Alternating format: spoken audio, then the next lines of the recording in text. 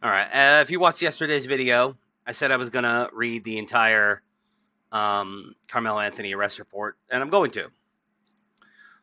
Granted, now as you can see on the screen, Sarah Fields, shout out to her again. She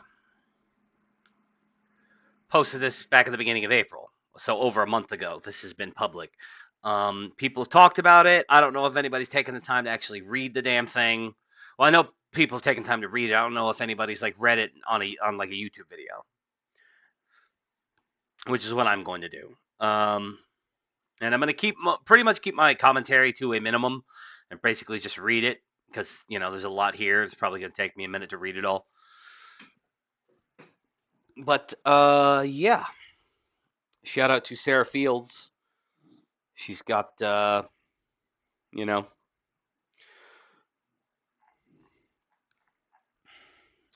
she's got the good stuff. She seems like I followed her recently.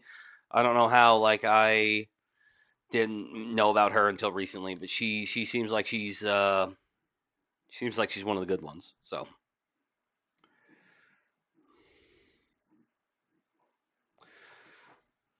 okay, so he was born in Baton Rouge.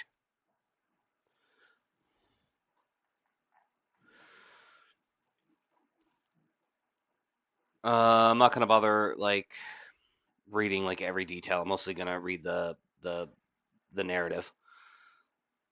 His middle name is Sincere. That's funny. Carmelo Sincere Anthony. That's funny. Um,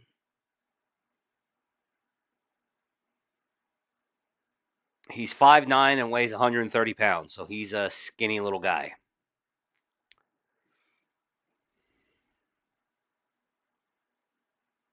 Ethnicity N, so I assume that means Negro.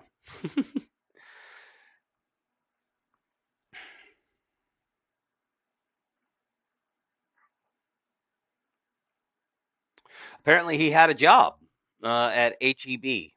No, he was a cashier. I don't know what HEB is, so doesn't really matter. He ain't got a job now.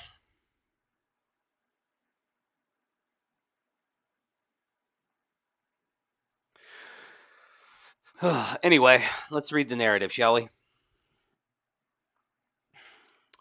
On April 2nd, 2025, at 1001 hours, I, Stanley School Resource Officer E. Cortez, that's Eduardo Cortez, heard over the radio dispatch call about a stabbing call at David Q. Kendall Stadium. Not going to bother reading the address. FPD call notes indicated that an athlete was stabbed. The suspect was reported as being a black male wearing a gray hoodie and blue sweatpants. I immediately left my office, ran across the Staley Middle School parking lot towards a southwest entrance into the stadium. As I entered the stadium, two high school age students informed me that the victim was on the north end of the stadium by the bleachers under a Memorial High School tent. I did not identify these students. Next, I proceeded towards the north end of the stadium, visitor side, on foot. As I got closer to the north end, I could see the Memorial High School tent with multiple individuals under the tent. Once I arrived into the north side bleachers, an adult male who was on the track pointed out the suspect. I was not able to identify that witness. The individual was pointed out to me, or the individual that was pointed out to me was a black male wearing a gray hooded sweatshirt and dark colored Nike pants. The suspect at this point was on the track on the north end. There was a chain link fence that separated me from the suspect. I gave the suspect instructions to keep his hands up in the air. During this time, the suspect said verbally out loud, I was protecting myself. It should be noted that I had not questioned him about the incident when he made that comment. I asked him if he had any weapons. He said no. I patted him down for weapons while we were walking along the fence, and I did not locate any on his person.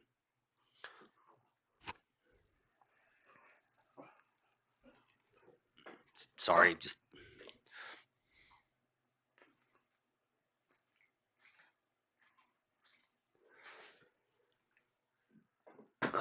I'm trying to do something like kind of serious, and my dog won't leave me alone. Figures.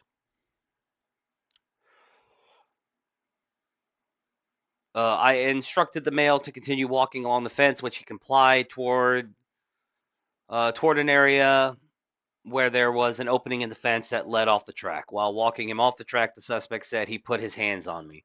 I then detained the suspect in handcuffs, handcuffed to behind his back, and had him sit down on the ground. Officer A. Ricci had arrived on the scene at the time. I conducted another pat down of this person, then searched his person after he gave me consent. No weapons were located. While the suspect sat on the ground, I advised that I had an alleged suspect. The suspect then responded and says, "I'm not alleged, I did it." So there he is confessing. Next, Officer Ricci and I walked the suspect to patrol vehicle number 2412. This is Officer Ricci's patrol vehicle, which was on the north gate of the stadium. I'm not reading that fucking Kendall. On the northeast gate of the Kendall Stadium. As we were walking to the squad car, the suspect was emotional and said he put his hands on me. I told him not to. I did not question the suspect about the incident while he was escorted to the patrol vehicle. I searched this person once again and had him sit in the back seat area, driver's side of the patrol vehicle 2412. While the suspect was in the back seat, I noticed fresh blood on his left middle finger. I verbally acknowledged that I saw the blood out loud so that it would be captured on my body-worn camera. It should also be noted that the suspect asked me, "Is he going to be okay?" while he was in the back seat. No commentary. I then identified the suspect. He provided me his name and date of birth verbally as Karmelo Anthony, with a date of birth of whatever, which I ran through FPD dispatch. Officer J. Hancock arrived on the scene and remained with me and the suspect at this point. Carmelo was then checked via eSchool database for FISD students to also confirm his identity. The identifying information he provided matched the individual I had in custody. Next, I was advised by Sergeant Holland to transport the suspect to Frisco PD jail. Officer Hancock and I transported him to the FPD jail. Again, I did not question Carmelo about the incident. Upon arriving at Frisco jail, Carmelo was escorted to the intake area. FPD jail staff changed him into jail attire. I remained with the jail staff the entire time that he was changed over. The clothes that Carmelo was wearing was placed in an FPD paper evidence bag. The clothes remained in my possession from this point on. Upon Carmelo being placed into a jail cell, I continued to keep possession of his clothes. I returned to my patrol number 2412 along with Officer Hancock, which was in the FPD Sally Port, and placed Carmelo's clothes in the back trunk area. I drove my patrol vehicle out of the Sally Port, parked the squad car in the FPD patrol parking area. Carmelo's clothes remained in the trunk area of the vehicle. FPD crime scene technician Kay Diller then took possession of Carmelo's clothes. I added my body-worn camera to the case. I had no further information to report. Now, that was the officer that arrested him on scene. Now, this is Officer Ricci. On 4/2/25 at 1001 hours, I, Officer Ricci, was wearing a full Frisco police uniform and I was operating a fully marked Frisco police vehicle. At about that time, I was dispatched to the report of a stabbing at David Kendall Stadium. Frisco Police Dispatch advised an athlete had been stabbed. The suspect was described as a black male wearing a gray hooded sweatshirt and blue sweatpants. I responded code 3 from the area to El Dorado Parkway and Frisco Street. I arrived on the scene at approximately 1005 hours. When I arrived on scene, I was approached by track and field. I approached the track and field area and saw Officer Cortez kneeling next to a black male wearing a gray hooded sweatshirt and blue sweatpants. The male, later identified as Karmelo Anthony, was in handcuffs and was seated on the sidewalk by the entrance of the track. As I approached Officer Cortez stated Anthony was the alleged suspect. Anthony then made a spontaneous statement and stated, "I'm not alleged, I did it." Officer Cortez conducted a pat search of Anthony's person to ensure Anthony did not have any weapons and found nothing of evidentiary value. Officer Cortez and I then walked Anthony to my pre-search patrol vehicle and Anthony was seated in the rear driver's side compartment of my patrol vehicle. While walking to my patrol vehicle, Anthony made another spontaneous statement and asked if what happened would be considered self-defense. I replied by telling Anthony I did not know what happened. It should be noted the in-car camera in my patrol vehicle was activated prior to Anthony being placed in my patrol vehicle. While Officer Cortez assisted Anthony into my patrol vehicle, I noticed Anthony had blood on his left middle finger. I grabbed my department-issued digital camera and took a photograph of Anthony's hand. I later uploaded the photograph to the crime scene folder under the case number. Officer Cortez remained with my patrol vehicle and Anthony while I provided assistance with scene security. Nothing further from this officer.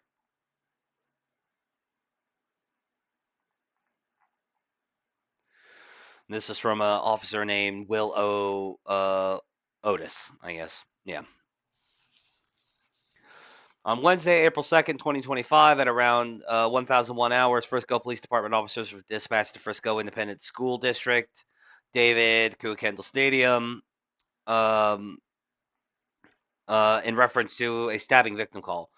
Frisco Police Department Emergency Communications was receiving an emergency call regarding an athlete that was stabbed. The originally unknown assailant was a black male wearing a gray hoodie and blue sweatpants and also had a goatee and short hair. The suspect was possibly wearing Centennial High School attire, as it was believed he was a student there for the sporting event. This had all taken place on the visitor side of the stadium, and the victim was under the Memorial High School tent in the bleachers. At around the same time, School Resource Officer Cortez arrived on the scene and began assisting the victim, trainers, and other parties. Officer Cortez also advised on the radio that he also had the suspect. Sergeant Oates was working. Sergeant Oates was working the 50 sector as the sergeant. He was in full Frisco Police Department uniform with distinct patches and badges and a police duty belt. He was also marked in a Frisco Police Department patrol vehicle, number 2315. He was relatively close to the call and placed himself on it at around 1002 hours and responded to the call with his patrol vehicles, overheard emergency lights and sirens activated. He arrived to the call around 1006 hours. Sergeant Otis arrived at the stadium and began walking up to the location. At around this time, Officer Cortez and Officer Ricci were walking a black male suspect, away from the stadium. The suspect was crying hysterically. Please see the other involved officers' narratives for their involvement. Sergeant Otis walked up to the visitor bleachers and observed the victim being treated by Frisco Fire Department and also the athletic trainers. The weather began to turn and it began to heavily downpour rain. At this time, some of the FISD staff moved the memorial tent to cover the victim and the FFD personnel. Sergeant Otis began using his city-issued phone to snap crime scene photos to preserve as much of the scene as possible due to the weather and the large gathering of people that were involved in the incident. Other officers began to set up a crime scene with tape, moving non-essential personnel out of the immediate area. The officers on scene were informed that the knife that was used was tossed and was still believed to be somewhere close. Eventually, one of the witnesses said they remember seeing it on the bleacher sill. Officer Shawls was able to locate the knife. It was, oh good, they have the murder weapon. It was located between rows 10 and 9 near seat 30, closest to the aisle, partially open. The rain began to come down again heavily, and it was determined that instead of moving the knife, the officers would cover it with a large blue tarp. Sergeant Otis assisted in preserving the immediate crime scene as much as possible, while the other personnel tended to the victim and eventually transported him. At around this time, Officer Wetzel had the crime scene log and began logging the individuals on the call to the best of his abilities. Lieutenants Crawford and Pemberton relieved Sergeant Otis on the scene. Sergeant Otis went back to the police department to download his body cam and the photos he took with the city-issued phone. Sergeant Otis' city-issued phone had a total of 33 photos that were used to document the incident scene. During the download, the initial photos formatting was incompatible with the crime scene folder. He re-downloaded the photos that he took, and they were able to be saved properly for preservation of evidence. At this time, there's nothing further to add to this report. Blah, blah, blah. This was Officer Wetzel. On Wednesday, April 2nd, 2025, I, Officer Wetzel, was assigned to work patrol on the city of Frisco at approximately 1,002 hours. I responded to the report of a stabbing at David Kuykendall Stadium, located at 8825 7th Street. The original call notes stated that an athlete had been stabbed in the chest and that the suspect that stabbed the victim goes to Centennial High School. Athletic trainers were on site and were providing care to the victim and advised he was not conscious and not breathing. The notes also indicated that the suspect was a black male with a goatee and short hair wearing Centennial gear. I arrived on the scene at approximately 1006 hours.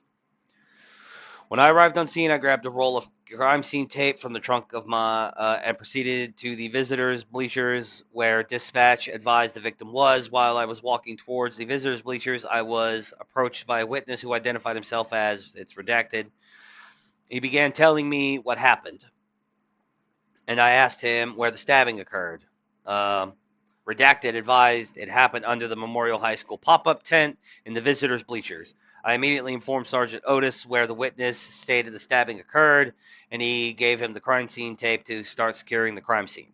I then had Redacted move to the walkway under the visitors' bleachers out of the rain to further speak with me. The following is a summary of my contact with Redacted. Advised he was sitting under the Memorial. Redacted advised he was sitting under the Memorial High School pop-up tent with his team and was near the victim, Austin, and the suspect, who was later identified as Karmelo Anthony. Anthony was from Centennial High School and was sitting under the Memorial High School tent. Austin had told Anthony that he needed to move out from under their team's tent, and Anthony grabbed his bag, opened it, reached inside, and proceeded to tell Austin, touch me and see what happens. No one really thought Anthony really had any weapons in his bag, and Austin proceeded to touch Anthony, and then Anthony told Austin to punch him and see what happens. A short time later, Austin grabbed Anthony to tell him to move, and Anthony pulled out what Redacted recalled was a black knife and stabbed Austin in the chest and then ran away. Austin began grabbing his chest, telling everyone to get help. Redacted advised he did not know Anthony's name, but stated another Memorial track member, Redacted, was friends with Anthony and he could identify Anthony. Redacted described Anthony as a black male, skinny, with possibly a goatee, short, puffy hair, and wearing Centennial High School clothing. This conducted my contact with Redacted. I then was instructed to start a crime scene log. I retrieved the crime scene log from my patrol vehicle and began starting a crime scene log. I was later relieved by Officer Shawls, who took over the crime scene log, and I cleared the scene. Nothing further. This is Jerry Hancock. Today on 4/2/25, while working as the SRO at Independence High School, a weapons call was dispatched over the air that detailed a stabbing occurred at Kuykendall Stadium in Frisco, Texas. After hearing more dispatch call information, I drove to the scene. While en route, I heard Officer Cortez say he had the suspect in custody. Then I got on the scene. I looked for Officer Cortez, went straight to him and told the security, straight to him to hold security with the suspect that he had cuffed and secured in a police squad car. Multiple witnesses were providing statements to officers where the stabbing occurred at the Memorial High School track tent. Only a short time later, Officer Cortez and myself escorted the suspect, Karmelo Sincere Anthony, to the Frisco Adult Holding Facility. Anthony was transitioned off to the jail staff without incident. All jail paperwork was completed, and CID took investigation from there. This is Alvin Fisher. I, Officer A. Fisher, was dispatched to the stadium's fucking address in regards to a stabbing. The note stated an athlete had been stabbed in the chest, was unconscious, and not breathing. When I arrived, the crime scene was already marked off, and a suspect was in custody. I began asking people if they were witness to anything. I made contact with Hunter redacted, and then redacted. Redacted. They were both breathing heavily and crying due to the nature of events. They were with coaches on the field, and it was pouring down rain. We made the decision to relocate to a locker room just to the east to get out of the rain. Once there, things calmed a little bit. However, they were still hysterical and could not really talk. In there, I learned Hunter was the brother of the victim.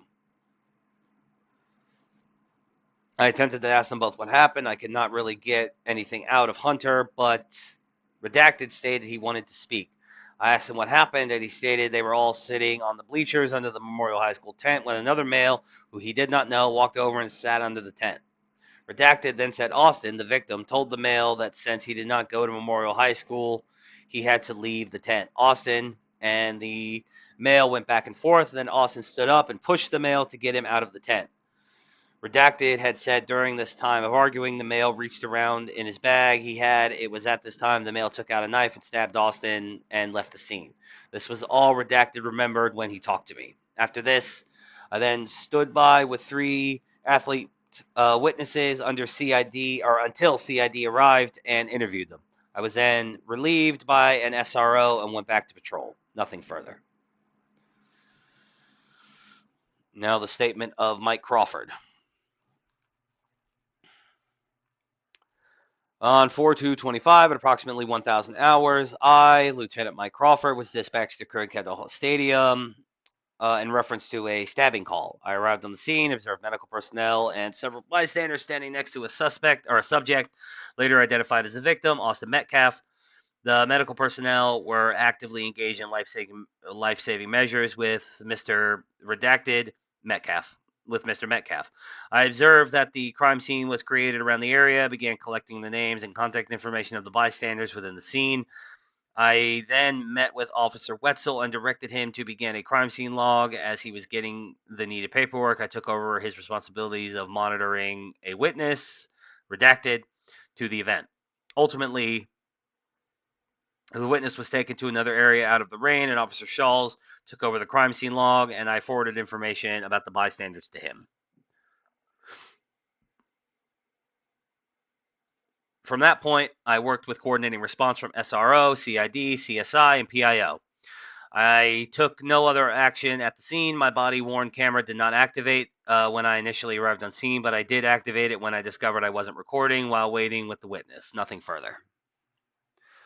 Here's Shawls, Officer Shawls, Jacob Shawls. On Wednesday for 2025, Officer Shawls, was working as the SRO, school resource officer. At the Student Opportunity Center at approximately 1,001 hours, I was dispatched to a stabbing that occurred at David Kuykendall Stadium, located at blah, blah, blah, blah. It should be noted that my location is approximately 200 yards from the stadium. Upon my arrival, I tried to get an updated location of the suspect. I could see Officer Cortez when I arrived. Officer Cortez informed me over the radio he had the suspect in custody. At this time, I turned my attention to the victim. Multiple FISD trainers were already performing CPR. I could see blood on and around the victim.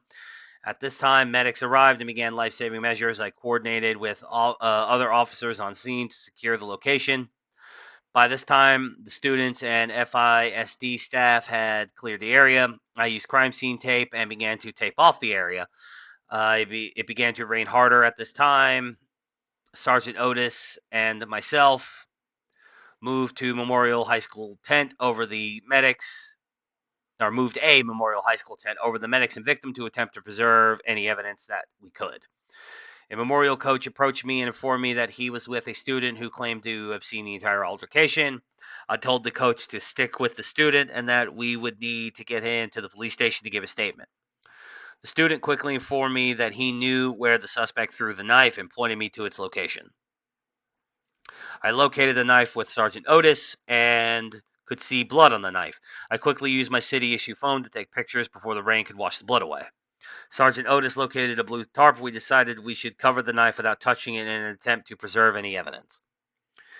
It was windy and raining hard. Once we positioned the tarp over the knife, I reached down and grabbed a backpack left in the stands to weigh the tarp down and threw it up to where Sergeant Otis was positioning the tarp. It was later discovered that the backpack I threw up to the tarp was the suspect's backpack. It was the only Centennial High School backpack located within all the Memorial High School backpacks in the area of the stands. After securing the scene with crime scene tape and attempting to preserve as much evidence as possible, I assisted the other officers in locating other possible witnesses. Officer Wetzel was maintaining scene security while I was assisting the other officers.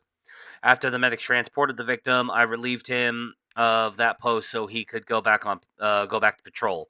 I maintained scene security until the call was cleared. Photos will be uploaded to the crime scene folder, and my body cam will be downloaded at the end of the shift. No further information at this time.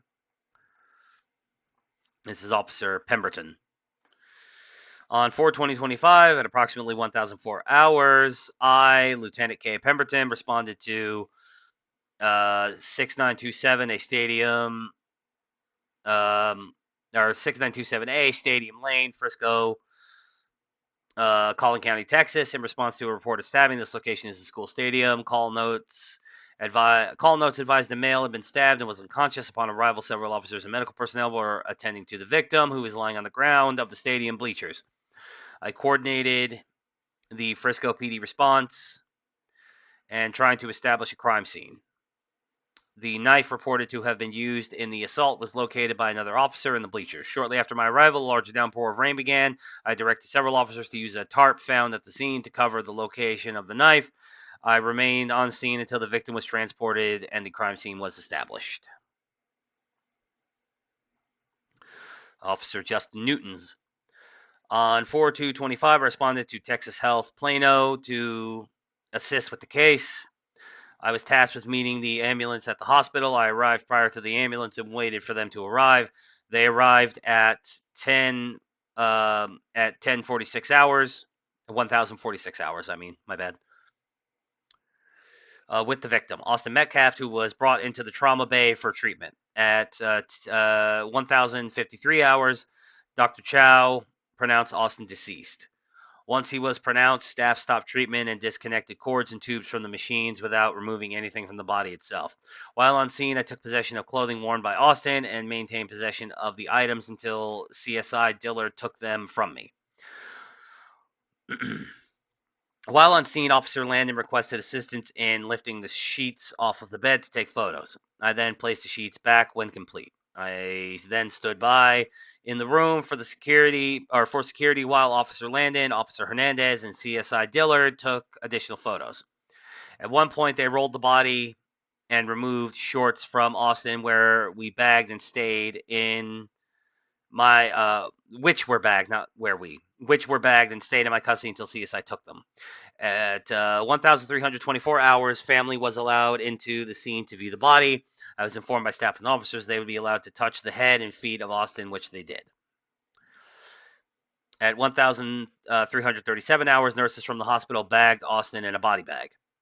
At 1,515 hours, the transport service for the medical examiner arrived and took possession of the body. Tag 1016978 was placed on the bag and secured. I took notes during this time, which were scanned to the report and booked as evidence. I turned in the crime scene log to be scanned to the report. At the conclusion of the call, I took my camera off to covert mode and went to turn it off. At that point, I learned the camera had failed to activate. Due to it being on covert mode, I did not see the indicator lights on the top of the camera. So, no body cam footage from Dude Man. Andrew Higgins, another officer. On 4/2/25, Officer Higgins was working as a desk officer at the fucking at 7200 Stonebrook Parkway, Frisco, Collin County, Texas, at approximately 1,042 hours. Redacted walked into the main lobby stating that he had witnessed the stabbing and was told to come to the lobby to complete a witness statement. I gave redacted. That must be Hunter Metcalf, I think. A voluntary witness statement which he worked on until detectives arrived to speak with him. Hunter left with detectives and I returned to my normal duties. Nothing further at this time. Yeah, I'm assuming that's supposed to be Hunter Metcalf. On Tuesday, April 2nd, this is Officer Thomas Craig. Not Craig Thomas. I'm reading these backwards. I've probably read a bunch of these names backwards. On Tuesday, April 2nd, 2025, At approximately 1001 hours, I, reporting officer T. Craig, school resource officer, Liberty High School, was at Heritage High School and heard via radio that a FISD student had been stabbed at the address of Kendall Stadium. I immediately responded to the scene. Upon arrival, I first made contact with Officer Cortez, who was standing next to a marked police vehicle. Officer Cortez advised he had detained the suspect and he was in the patrol vehicle. I then responded to the victim's scene that was in the north bleachers. As I walked up, I noticed Frisco Fire Department personnel was attempting to provide life-saving measures to a suspect or a subject later identified as Memorial High School student Austin Metcalf. As other officers worked the scene, I was asked to respond to the stadium's medical locker room area and keep the following Memorial High School students and witnesses separated until detectives could speak with them. All these were names redacted. While with them, I was told to take their cell phones from them and later turn them over to Sergeant Bisonetti. I think is how you'd say that. Bisonetti, I don't know. After being relieved, I was asked to make contact with all FISD athletes that had been placed on school buses. Below is a list of students who identified themselves as witnesses to the stabbing of Austin Metcalf. And then they redacted all these names because these are names of minors. But still, like, this is a shitload of witnesses. A lot. We got 1, 2, 3, 4, 5, 6, 7, 8, 9, 10, 11, 12, 13, 14, 15, 16, 17, 18, 19, 20, 21, 22, 23, 24. 24 witnesses. Or 25, 26, 27, 28, 29 witnesses. 30 witnesses even. Jesus Christ. I was also met by the following coaches who advised they witnessed the incident. I'm not going to read all their names, but it's 1, 2, 3, 4 witnesses. So 34 witnesses total, possibly more. And then you got the witness testimonies of the cops, and yeah. After completing this task, I cleared the scene NIF. This is the statement of Officer Alejandro Alvarez, or Alvarez, I think is how you'd say that. On 4/2/25, Sergeant Alvarez responded to a stabbing call at 6927 Stadium Lane. Upon arrival, I provided scene security and assisted with keeping civilians away from the crime scene. I maintained his position until I was relieved by CID detectives and cleared the scene. And then Officer Joshua Miller. On 4/2/25, at approximately 1000 hours, Sergeant J. Miller, was dispatched to a stabbing call located at 6927 Stadium Lane, Kendall Stadium. Call note stated that one student was stabbed in the chest by another student. Upon my arrival at the location, my only duty was to provide scene security. As the Frisco medic was leaving the location, I assisted in moving people out of the way for the medic to be able to drive through. Shortly after, I cleared the scene. Nothing further. Yep. So, he confessed. They found the murder weapon. There are 34 witnesses to the stabbing.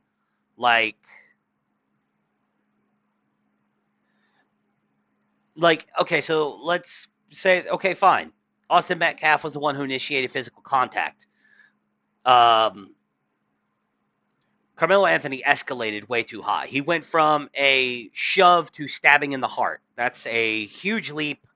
It's a huge escalation. This is no different than if somebody, shoves you and then you pull out a gun and blow their head off. Like, you way over escalated the situation, Now, if somebody's beating the shit out of you and then you pull a knife out and stab them, that's one thing. But all the dude did was apparently shove him a little bit.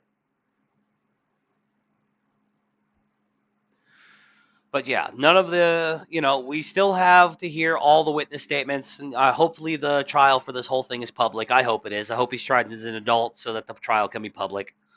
I'd like to hear these witness statements. But yeah, no, he confessed to doing it. He confessed. They have the murder weapon. There's multiple witnesses. I think he's fucked. And I'm not the only person. There's other YouTubers, a lot of them who are law YouTubers or ex-con YouTubers who have all read this and said basically the same thing. They think Karmelo Anthony is completely fucked. So we'll see what happens. But yeah, do the algorithm stuff for me. like the video and stuff. Oh, I feel like I shouldn't have to go through this every time, but I do. And click on the links and follow everything. You know the drill, man. Comment, algorithm, throw me a bone.